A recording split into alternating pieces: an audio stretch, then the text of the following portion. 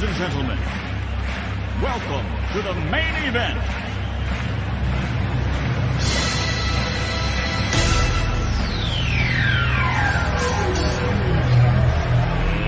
Let's get ready to rumble!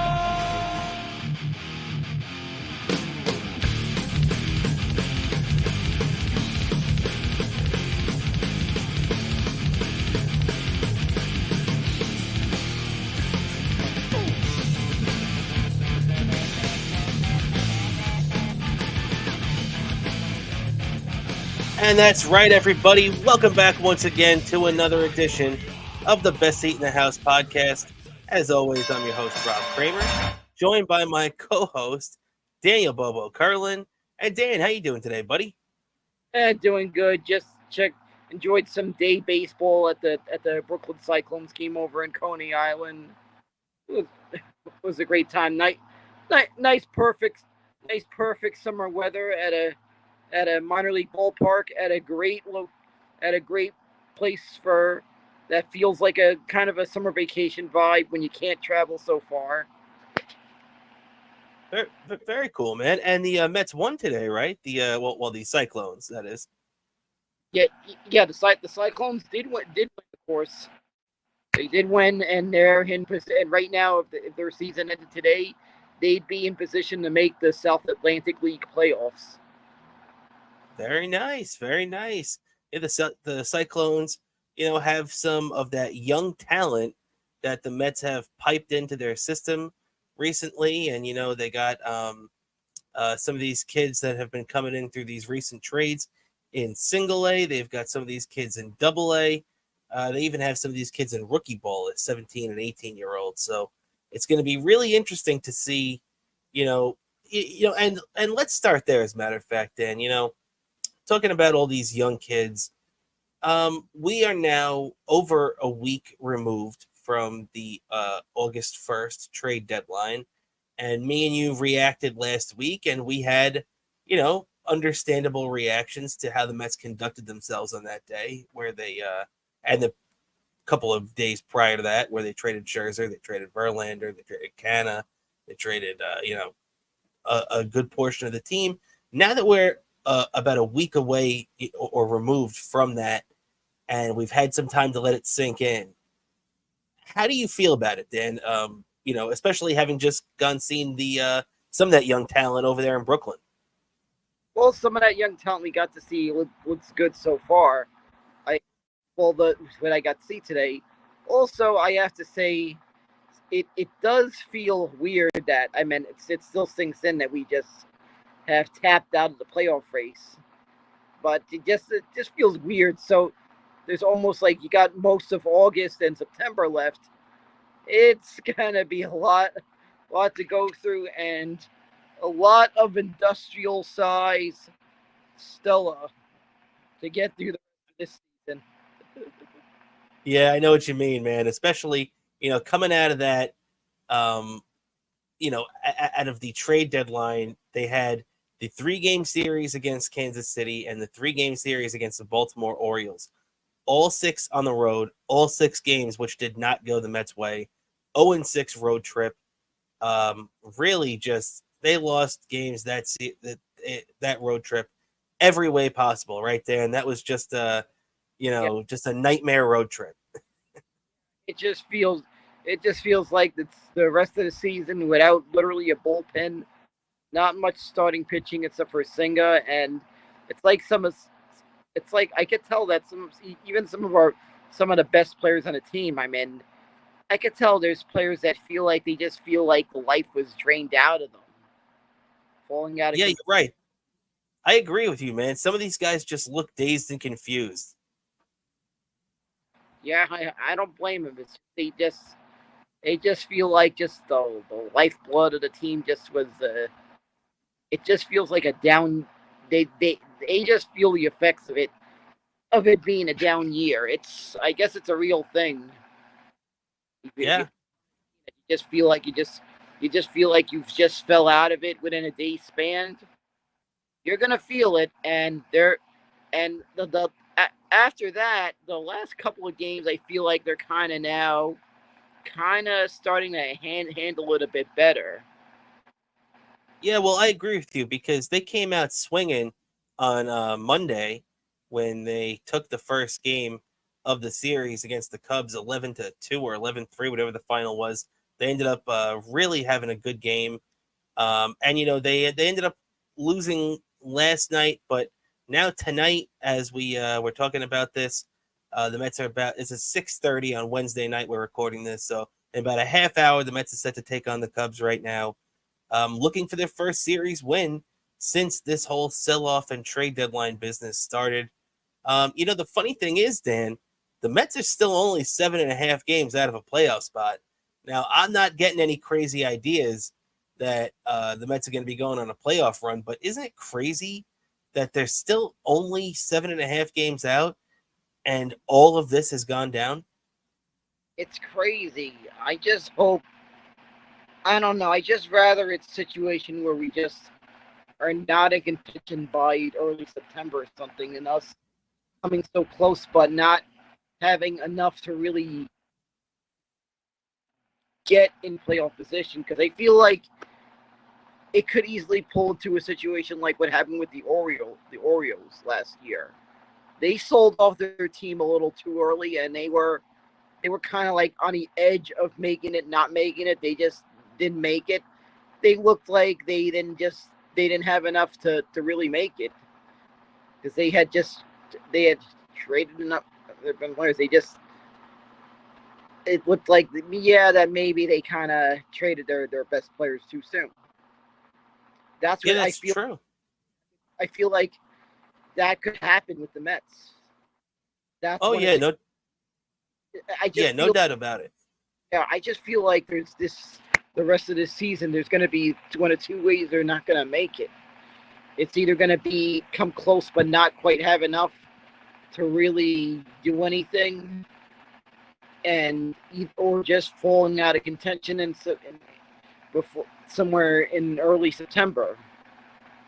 Yeah, unfortunately, I think that by the end of August, that it's going to be a much bigger hill to climb. I mean, they're running these guys out there right now. Guys like Rafael Ortega and some of these other guys who I've never even heard of.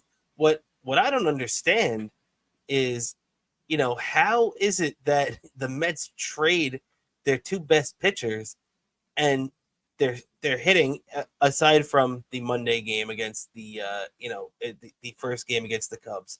I'll give them that, and that's mainly because Pete Alonso's woken up too, by the way, which we'll get to in a sec. But the Mets offense has gone to crap since they traded their best two pitchers. It makes no sense, right? Yeah, I just feel like it may have trickled down an effect on the offense. The fact that we don't have any pitching, that we got to somehow overcome these deficits even more. It just wears down on the offense the more they have to do this. And no, in all seriousness, you're 100% right about that. Yeah, it I just see it in this team that it's like, oh, I have to do this again, and it's weird. It just looks wearing down on the team, having to make up for the lack of pitching. Yeah, it's true, man. And one thing that's been helping that out lately, though, is Pete Alonso getting on fire, man. I mean, he's had a couple of multi-home run games, 5 RBI games of late. He drove in 6 RBIs the other night. He's looking like maybe that hand is finally healed up after, Met fans' new favorite person to hate from the Atlanta Braves, Charlie Morton, ended up hitting him on the hand back in June. And now we're finally looking like we're seeing the Pete Alonso we're all accustomed to, right? Yeah, I'm eager to see how the fans react to. I haven't checked on the who's scheduled to be going against the Mets. It's going to be at Citi Field. I'm eager to see how the fans are going to react if Charlie Morton is pitching. he should get booed back to Atlanta. Yeah, I just feel like that. I just feel like that's gonna happen. And I'm just hoping. And I said this before, and really, fellow Met fans, really stick to this advice. I know some of you might still be upset at the way Braves fans booed when I meant the way they cheered when Pete Alonso got hurt. But please do not stoop to the level of some idiots and go ahead and try and attack Braves fans.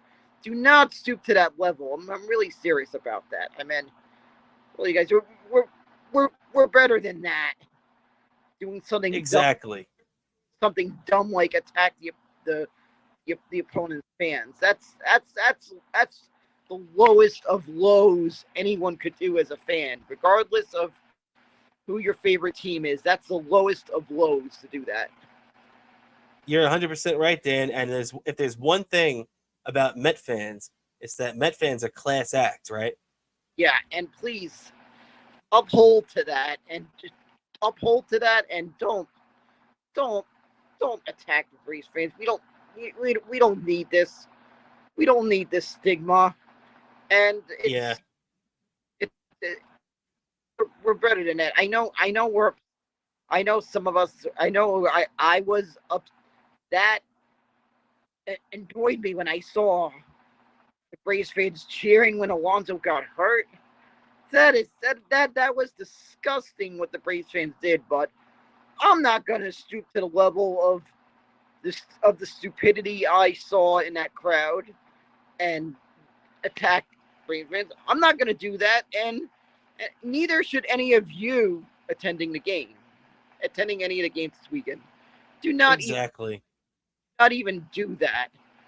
And Just ignore them. The Braves fans aren't worth paying attention to, right?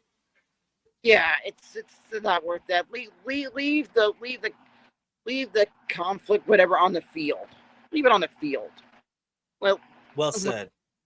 Exactly. Also, I also have to say, unfortunately, we know there's going to be some idiot that's going to do some shit like that. But I just want to say, as Met fans ourselves, we do not endorse any idiocy that could possibly done.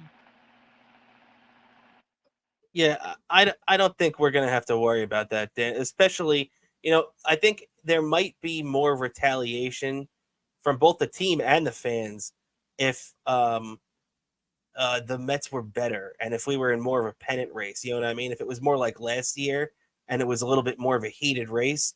But I just think right now the Mets is so far behind Atlanta that I don't think any fan's going to be that crazy, to go after anybody. You know what I mean? Yeah, exactly. It's just I keep fearing it. Like I don't want us to be known. I don't like this fan base being. I don't want this fan base to do anything that's gonna tarnish the reputation of the fan base like that. Oh yeah, yeah, I agree with you, man. And yeah, so obviously, big game tonight. I guess technically for the Mets. If you want to look at it and be fair. Well, I Uh, think about this series. I do know some people, some people on social media from Chicago, and I'm not afraid to argue it. Our pizza is better. I don't know what that shit in Chicago is, but it ain't pizza. Pizza does not take a long period of time to make, and real pizza is available by the slice. And very true. it's and it's to be eaten by with your hands.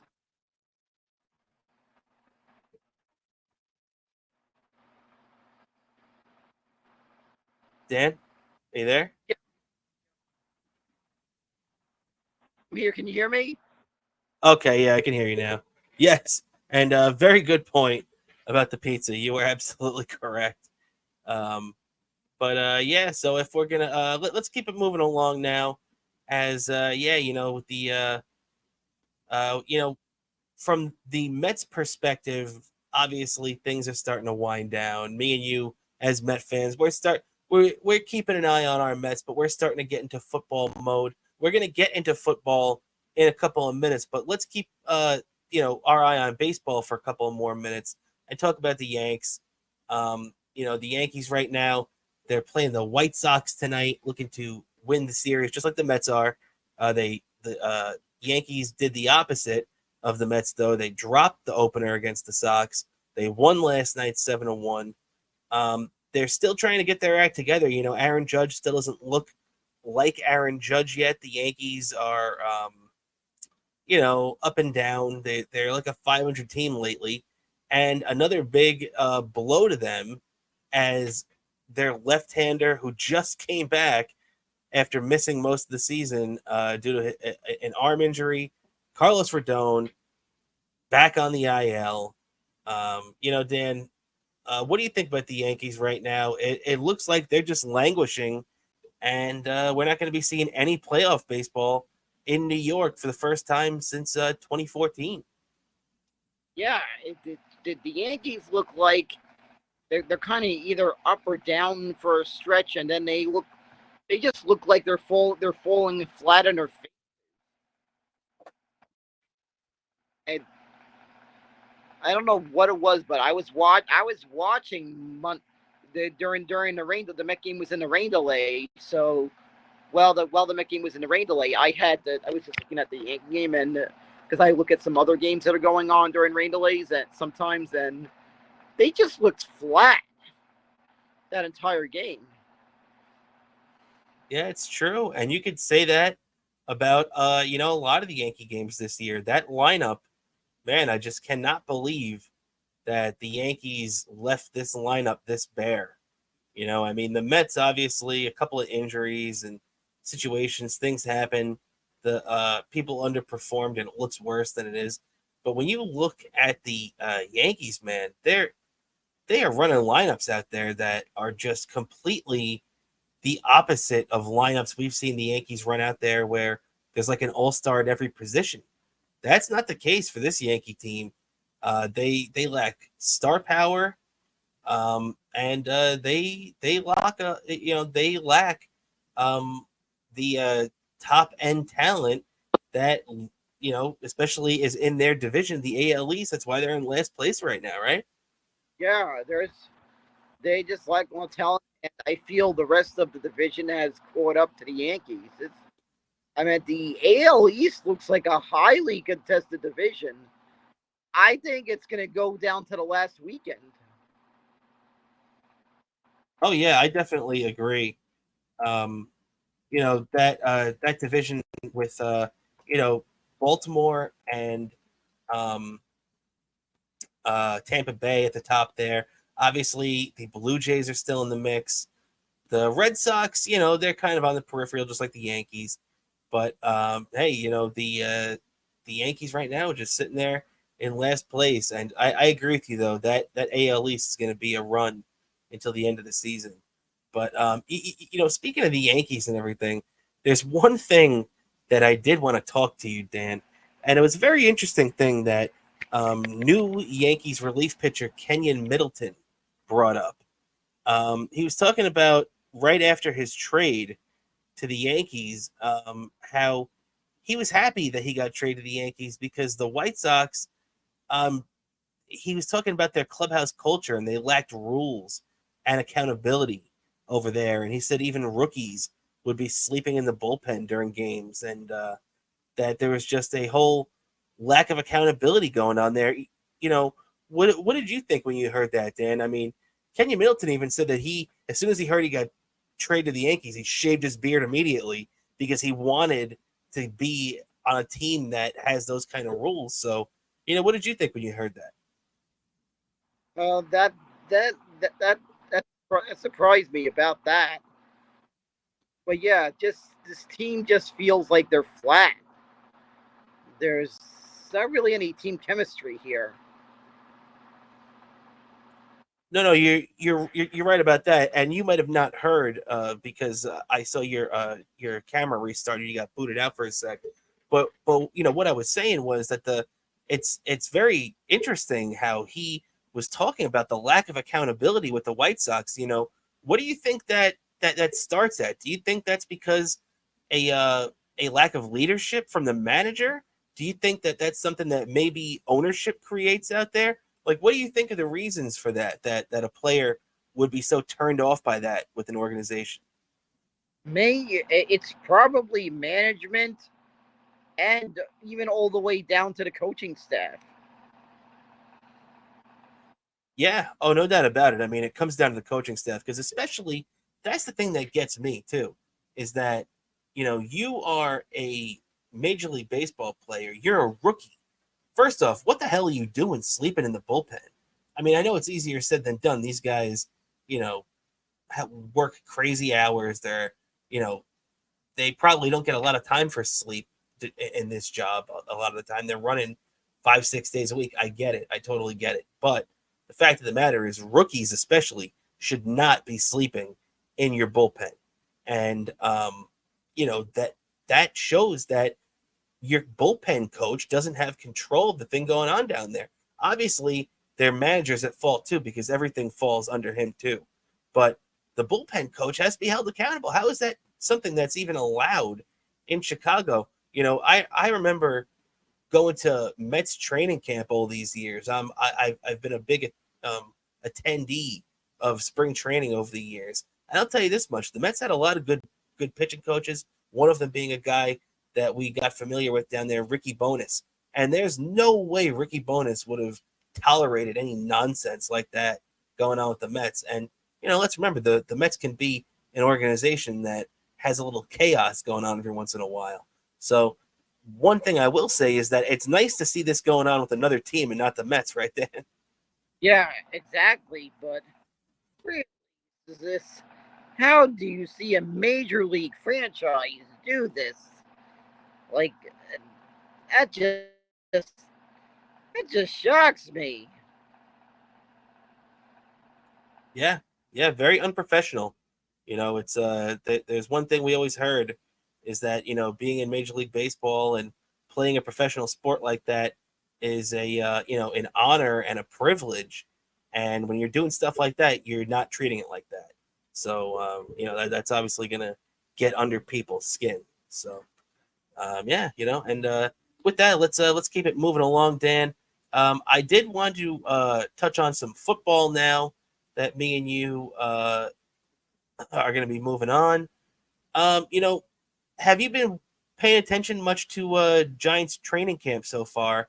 I saw that they had a joint practice with the Lions the other day. Do you have any takeaways from Giants training camp in the early days going on so far? I feel like this team looks good so far. I just feel like it's probably over the course of time that they're getting game ready. We really will know by I feel like the first preseason game.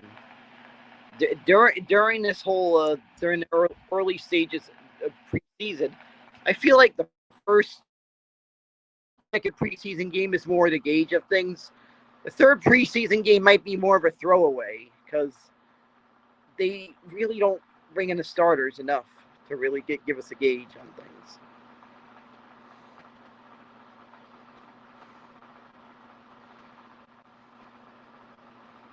Sorry about that. My microphone cut out for a second there. But no, man. I do have to agree with you. I think the Giants are, they're in the early stages right now. A team like the Jets and the Browns, they're a couple of weeks ahead of most teams. So obviously we've been talking about it a little bit more because, we get started with the Jets, but with the Giants too now, the Giants are getting underway. One guy that I've been hearing is a big standout so far at Giants camp is their new tight end, Darren Waller, that they got from the Oakland Raiders, man. I'm telling you right now, I think that he's going to be a big difference maker. Having that little safety blanket for Daniel Jones there is going to be really big. One other thing that I enjoyed seeing for the Giants out there is Saquon Barkley looks good. Saquon being back in camp now, no holdout. The Giants gave him a little extra money. Saquon came down a little bit. Giants came up a little bit. So that all worked out. That's a big thing for the Giants moving forward. And now, just like you said, it's all about getting ready for that first preseason game where we're probably not going to see too many of the Giants opening day starters, right, Dan? It's going to be mostly backups when the Giants open up on Friday in Detroit, right? Yeah, I feel more like I think the second preseason game is more the better gauge, and the third preseason game is just a throwaway. Yeah, and that'll be the game that my Jets play your Giants in the preseason finale, which, I agree with what you said there. They're really not going to be playing anybody in that game for the most part. For the Giants now, they'll be playing Friday night, 7 o'clock. So now the Giants, they're going to be playing Carolina, who the Jets play this Saturday night. The Jets play on the 12th. The Jets get their joint practice, but the Giants play Carolina the next week on the 18th. So the Giants are playing their first two of their three preseason games on Fridays, and then they finish up on that final Saturday in August with the Jets. So, a lot of interesting stuff to look at there for the Giants. They have the joint practice this week. They have another joint practice next week. So, what do you think of these joint practices too, Dan, by the way? There have been a big uptick in teams implementing these, and it's a little surprising for me too with, how these teams, seem to be a little less gun shy about showing other teams their playbook. You know what I mean? So, what are your impressions of it so far? I think these joint practices might have a little edge in getting these teams ready for the season. I feel like they're trying, because these days it's not like years ago. They're used, their preseason game. The amount of preseason games have shrunk. Back in the day, preseasons used to be a bit longer. So I feel this is kind of for that. Such a short.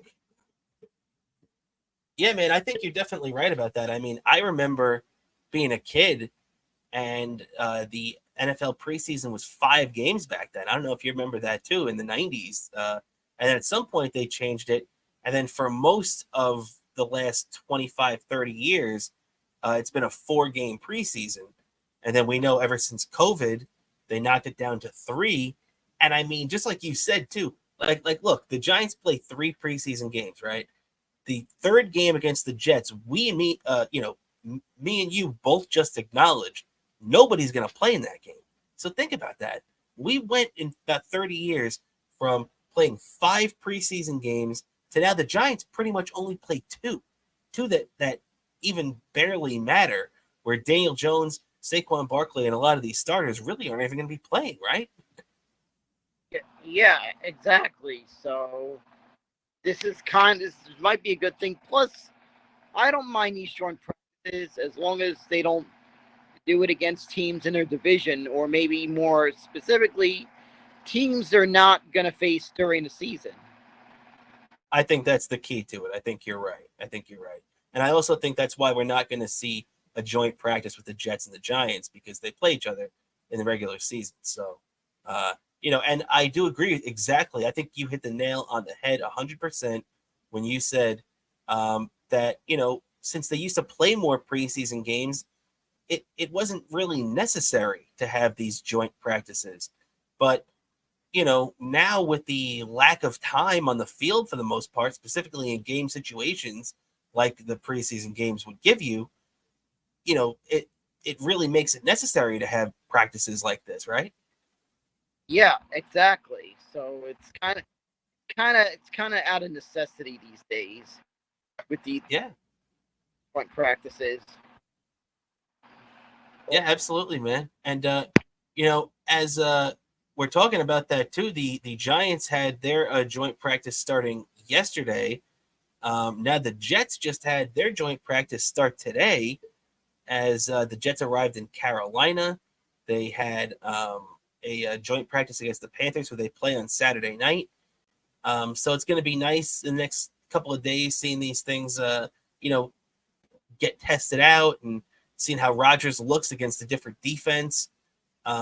Seeing how, these guys look, these joint practices mean a lot. There is one thing I did want to point out too. The Jets have Aaron Rodgers now, and the Jets and the Packers did a joint practice back in the summer of 2021, the year that was Zach Wilson's rookie year.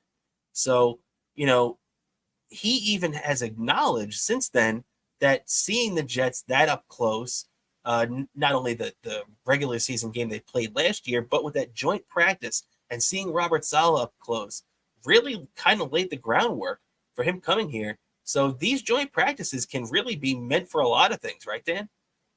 Yeah, it could be meant for a lot more than what we see them as at the moment. Yeah, absolutely, man.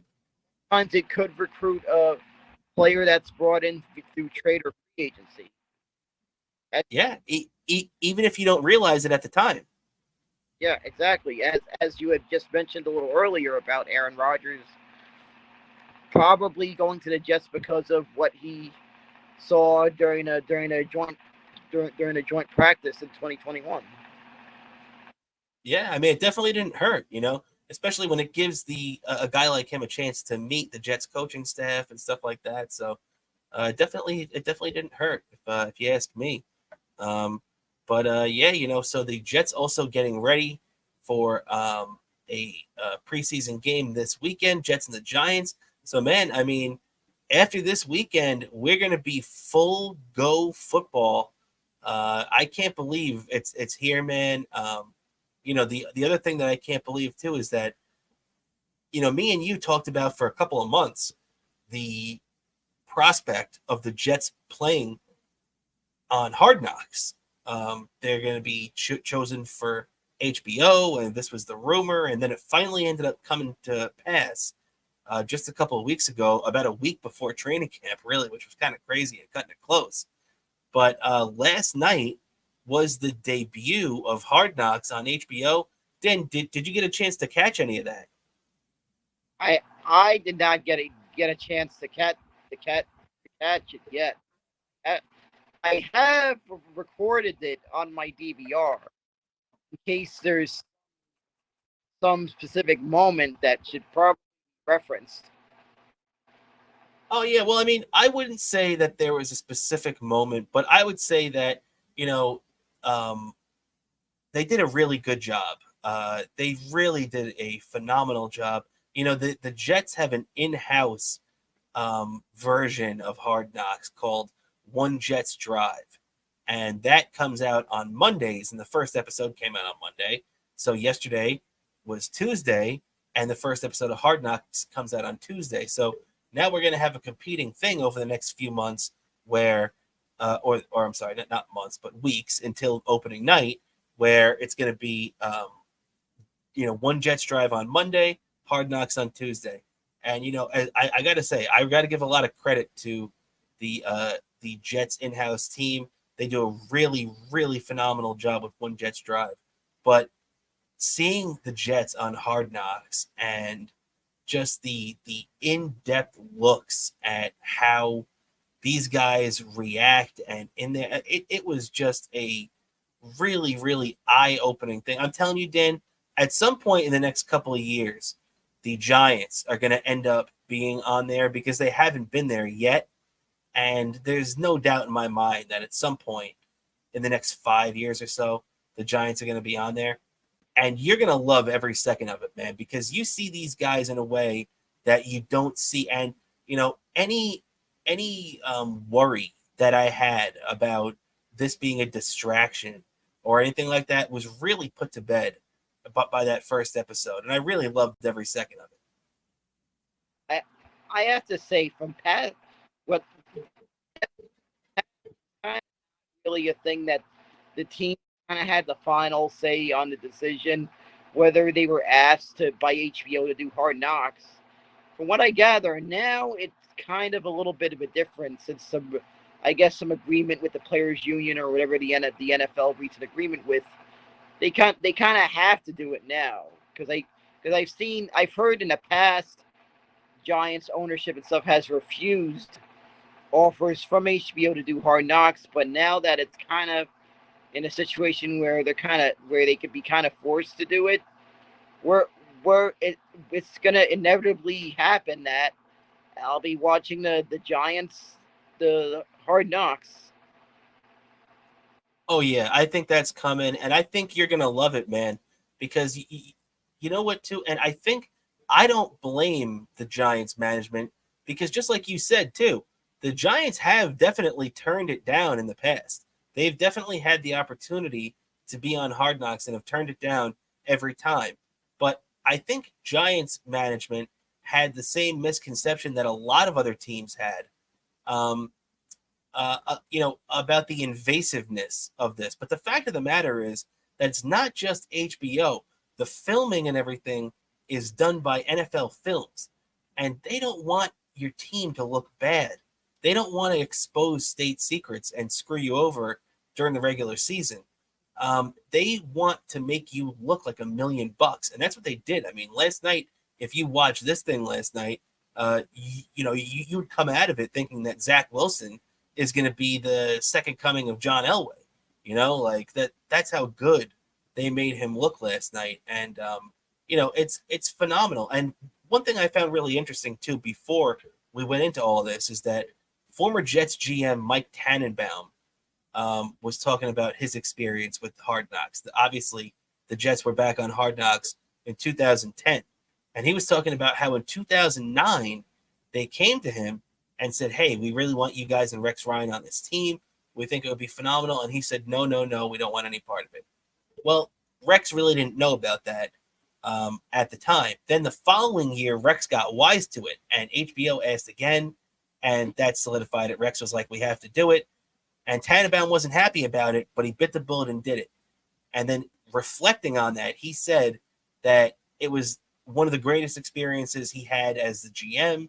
He was talking about how fun it was, how they didn't get in the way, and how he would have really regretted it if they didn't go through and do with it. And I think the Jets now are realizing the same thing, that, it sounds a lot worse than it actually on it. And it's funny, Dan, you should go back and watch this episode because it was a lot of fun. And one of the parts that was very interesting was they actually flew Liev Schreiber, who's the voice of it, as Aaron Rodgers would say, the voice of God. And they flew him in to Jets practice on a helicopter. And when he came out, one of the first things he did was walk up and introduce himself to Aaron Rodgers and ask him, why does nobody want to do Hard Knocks? Because remember, it wasn't only the Jets that didn't want to do the Hard Knocks this year. It was a couple other teams, including the Bears and the Saints. And, it was just funny seeing Aaron Rodgers say that it's been a blast so far and that he's thrilled to have been doing it. What do you think about that, Dan? Do you think that there's a lot of misconceptions about Hard Knocks? Yeah, I think there is. And I really would love to pick the brain of past NFL players who have part in Hard Knocks, and I really want to get their consensus of what the experience was like.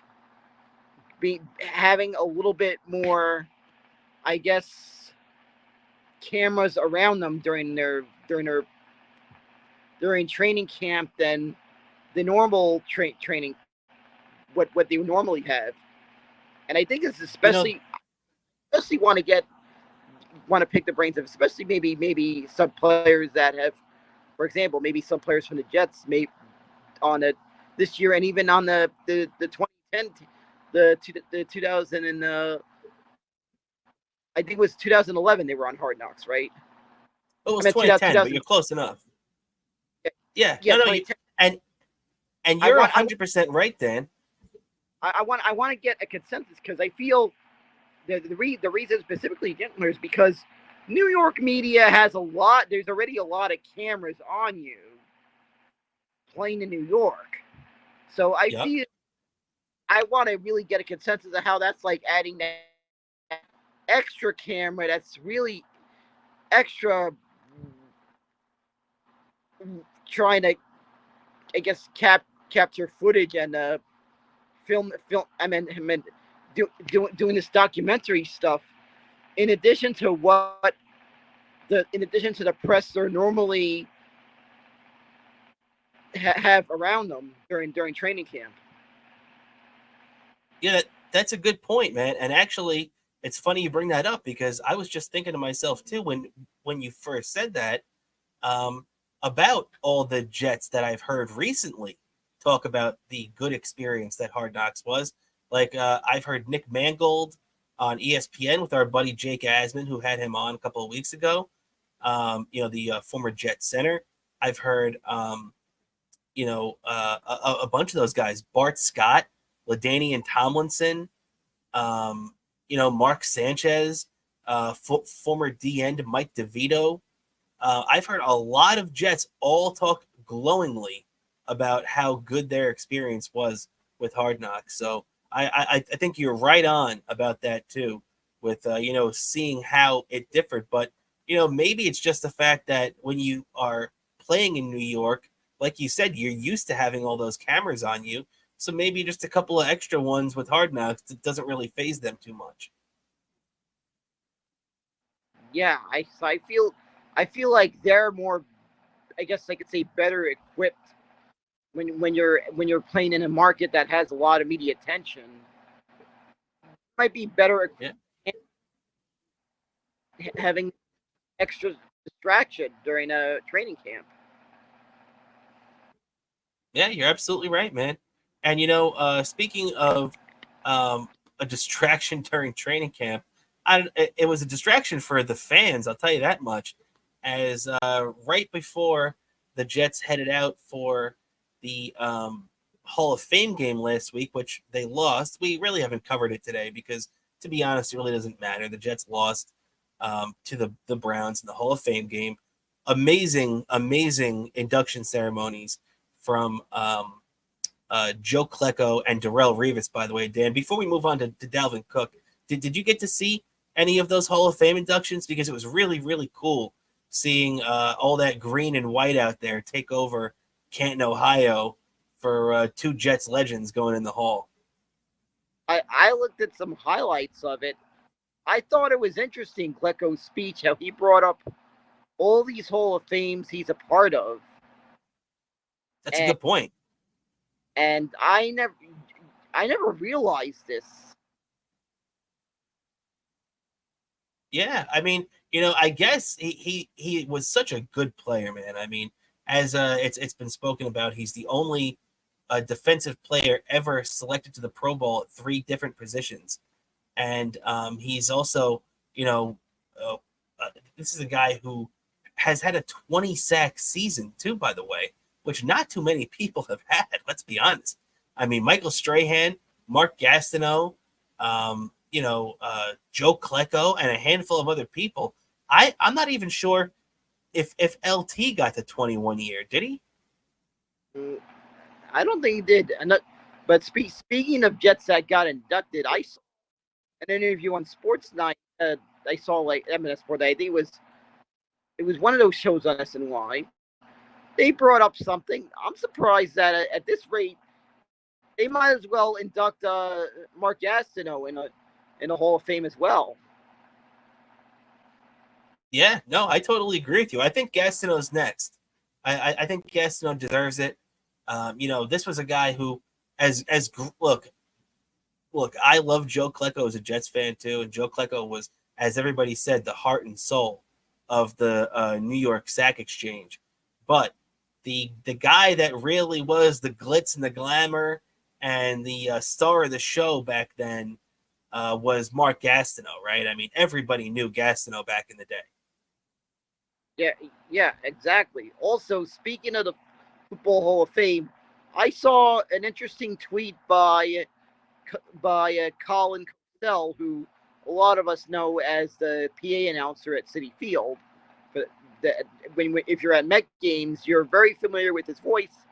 Of course, as we also know, he is the grandson of probably one of the most infamous, known sport announcers in history. I mean, if you've watched ESPN Classic and seen some footage, you've probably seen footage of this guy. The guy happens to be Howard Cosell's grandson, and Howard Cosell Colin Cosell made an argument that he was shocked that his grandfather hasn't been inducted into the Football Hall of Fame. This guy played a big factor into getting Monday Night Football to what it is today.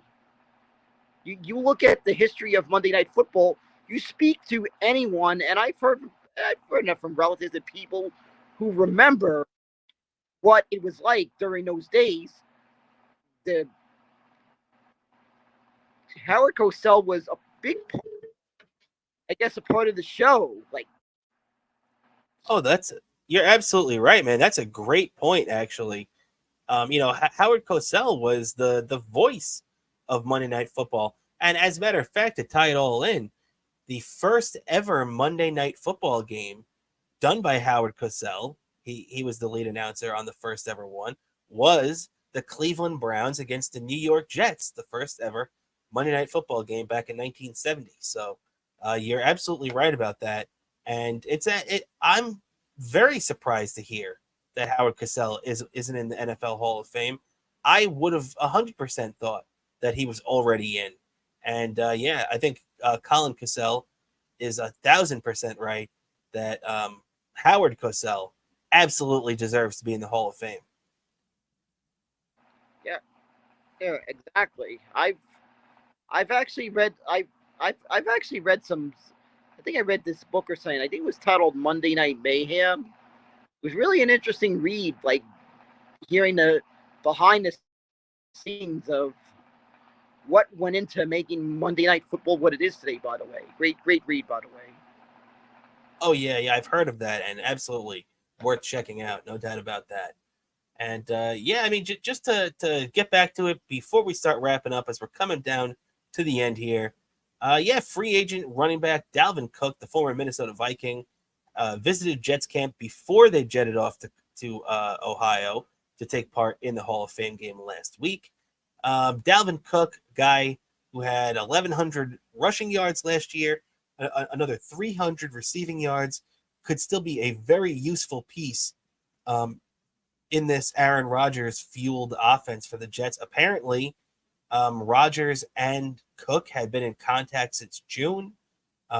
This was probably one of the reasons why Rodgers wanted to give back some money. I mean, if you remember, we discussed that Aaron Rodgers signed a new 2-year contract with the Jets where he was entitled to 2 years, $110 million, but instead only signed for 2 years, $75 million, thereby giving the Jets $35 million to play with, whether that be for a couple extra pieces in training camp now or potentially maybe at the trade deadline. So, very interesting here. What do you think, Dan? There's a lot of rumors that Dalvin Cook is just using the Jets to go to his hometown Miami Dolphins. But, hey, maybe the draw of Aaron Rodgers and playing with a future Hall of Famer that, remember, Dalvin Cook is a Viking, so they shared a division for a couple of years now. Maybe the lure of playing with a guy like Rodgers is just too much for Dalvin Cook to ignore. Yeah, I agree. I would be shocked if he doesn't sign with the Jets. It just looks, the writing looks like it's in the wall that it's gonna happen. Yeah, I agree with you, but it always worries you. Like, you ever hear whenever a guy comes in for a visit, you always hear people say, don't let him leave the building unless he's signed. And, Dalvin Cook leaving the building without a contract and it's still being up in the air just worries me. And look, the Jets have been used in the past, especially by Vikings players. Let's be honest. Kirk Cousins used the Jets to get more money out of Minnesota. Anthony Barr used the Jets to get more money out of Minnesota. And I really hope that Dalvin Cook isn't just using the Mets to get more money as a former Viking out of the Miami Dolphins. So I really, really hope that's not the case. But I agree with you, though, for the most part. I do think all signs point to Dalvin Cook signing with the Jets. And I think, Dan, the good thing about this, too, is that while everybody remains bullish and really like what they see from young Jets running back Breece Hall, who's coming back from a torn ACL last year, at least if they sign this guy Dalvin Cook, it'll allow the Jets to ease him back in, right? I mean, you remember as a Giants fan seeing Saquon come back from his ACL injury, and that first year back, he took a few weeks until he started to resemble the old Saquon, right? So I kind of feel like the Jets want to take it slow with Breece Hall too. Yeah, I kind of feel like that. I remember exactly what happened. Last year with my Giants, it seemed to take a little while for Saquon to get going, but once he got going, it was back to what we expected. Exactly. He was one of, if not the best running backs in football last year. So, I mean, it shows you can come back from this injury, but everybody's different, Not everybody, the only guy that I can remember that had that injury as a running back and came back and was the same guy the next year was Adrian Peterson. And that everybody else, hey, they're human and they have to take time to make sure their bodies are right. So, I think the Jets are doing the right thing playing it that way with Dalvin Cook. So I totally agree with you on that, Dan. And I think that's just about going to do it for us today. Dan, before we get out of here, I think we have one last topic that we have to cover. So take it away. I have to say, whose birthday is today? My mom. Woo! Happy birthday, Aurora. There we go. It's Bobo's mom's birthday. So we here at the Best Seat in the House podcast want to extend the happiest of wishes and the happiest of birthdays to Aurora. So I hope you have a happy birthday and many more to come. Right, Dan? Yeah. Many more birthdays to come from the very woman who played a factor into me becoming a diehard Met fan that I am, bringing me to a lot of Met. Very little.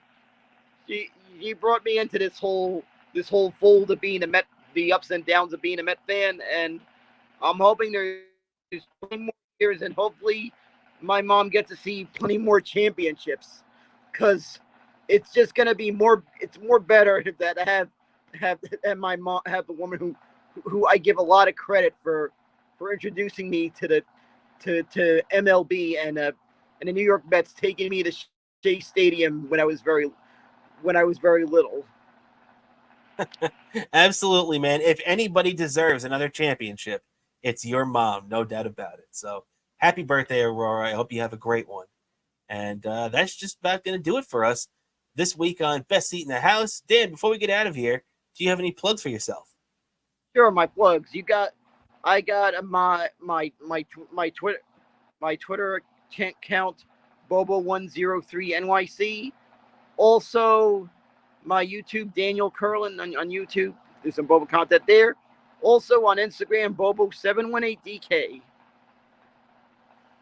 Absolutely. Make sure to follow Dan all over there. No doubt about it. You know my Twitter stuff. You can check it out on the bottom there. I'm not even going to plug it. It's not even worth it. But, if you want to check out the show and help us out, check us out on YouTube, Best Seat in the House podcast, and on Rumble, too, if you want to subscribe and give us a like over there. We'd really appreciate it. So, for Rob Cramer and Daniel Bobo Curlin, this is the Best Seat in the House podcast, and we'll catch you next week, everybody. Push the button, Frank.